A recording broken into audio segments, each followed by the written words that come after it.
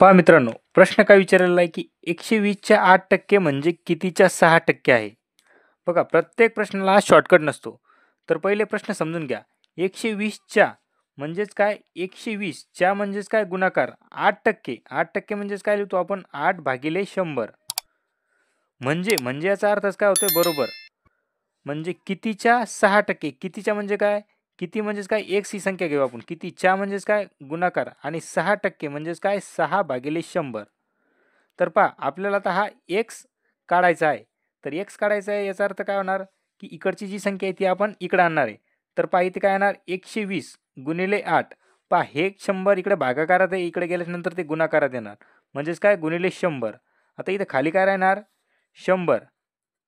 म्हणजेच आता इकडचे जे 6 आहेत हे इकडचे गुणाकारामध्ये आहेत, हे इकडे आल्याच्या नंतर काय होणार? भागाकारामध्ये येणार. म्हणजेच काय? गुणिले 6 बरोबर एक्स. आता पहा, हे आपण सॉल्व करून घेऊ. या 100ला हा 100 कट. आता या 6 ने या 120ला भाग देतो. म्हणजे 6 एक 6, 6 इन दोन्ही 12. म्हणजेच इथं काय लागलं पहा? 20 गुणिले 8. म्हणजेच किती येणार? 20 गुणिले 8 म्हणजेच काय? 8 दुनी 16 म्हणजेच 160 हे आपलं ॲन्सर होईल. तर पहा, पर्याय क्रमांक 2 हे आपलं योग्य उत्तर. मित्रांनो, व्हिडिओ आवडल्यास व्हिडिओला लाईक आणि चॅनलला सबस्क्राईब करा.